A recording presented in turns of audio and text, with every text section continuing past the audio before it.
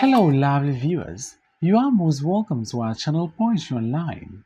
In this video, we shall be discussing the summary and analysis of the play Anowa by aidoo.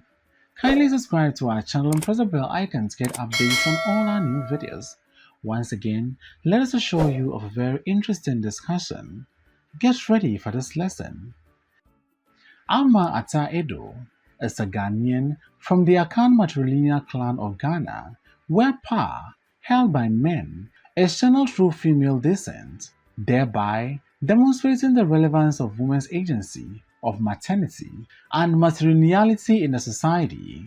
This gives aidoo the self-confidence to be revolutionary in her literary works.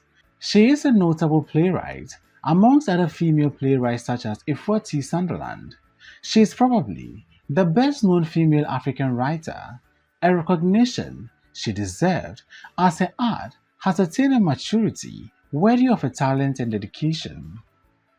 She is a feminist who believes in the power of female folks. Consequently, she creates strong, intelligent, resourceful, and resilient central female characters in her work like Anowa, Everything Counts, Changes, Our Sister Killjoy, etc. Each of the female central characters represents the heroine on the feminist stage who is depicted as fashioning out her own method of revolt or breaking bounds to gain what she wants and not merely as a tool for stratifying man's ego.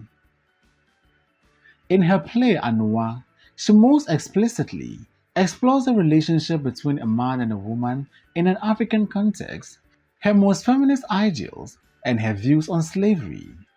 Basically, the structure of the play shows the lives of two protagonists whose perception of life and reality differs. Their relationship was totally fulfilling, their farm business was expanding, but things took a different turn when Kofi decided to buy slaves so they can help in the business and further expand it. Anowa, however, opposes bitterly and took an absolute stand against slavery. Kofi finds her objection odd and ignored her. Fame and fortune came to them, but their lives became meaningless and their relationship began to deteriorate. Anowa subjected herself to self-imposed poverty and refused to share in Kofi's ever-accumulating wealth earned through slavery. Husband and wife no longer understood each other or resolved their differences.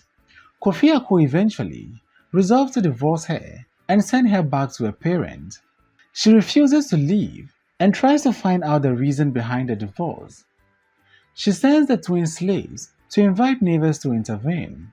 During the intervention, Kofi complains of their childlessness and puts the blame on his wife.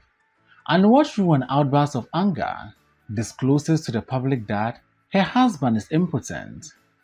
Out of embarrassment and with the arrogance of his masculinity being deflated, Kofi commits suicide by shooting himself. Anowa's marriage became short-lived due to the catastrophic end of the life of her husband. She drowns herself. aidoo also uses Anowa to assert her assertive view of slavery.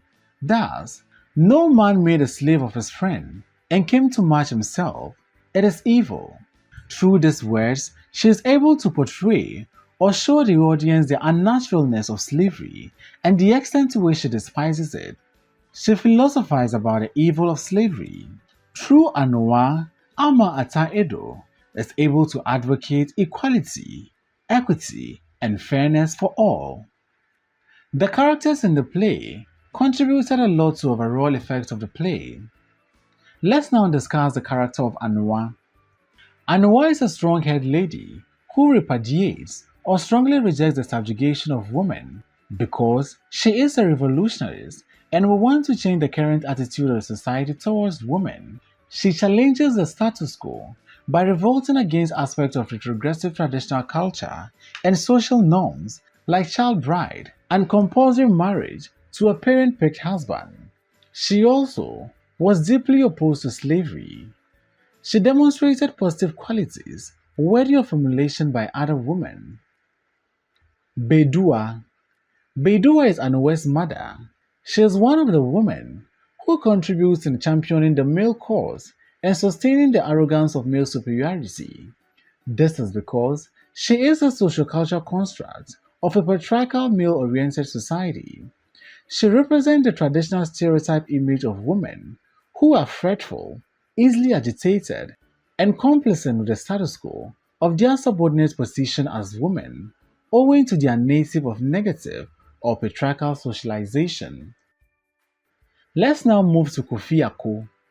It is ironical that most men claim to be strong enough to protect a woman and are not most of the times as physically and morally resilient as women. Kofi is not physically resilient as Anowa. This can be seen when she encourages her husband during a trek to the coast. She says, "But think of it, if we are not too tired to go a little, we shall be there tomorrow."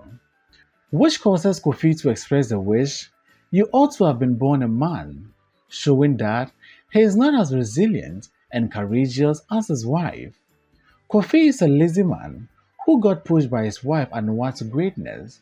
Anowa is truly the brain behind his trade and his success. He confesses this a number of times. Badua refers to Kofi as this good for nothing cassava man. This euphemism suggests that he is useless and inferior to an average man. Kofi is proud and egoistic. As created by aidoo, he is pompous, avaricious, and inhuman because he chooses to enslave others in order to amass wealth for his personal comfort. Thanks for watching this video. Please don't forget to like, comment, subscribe, and share this video.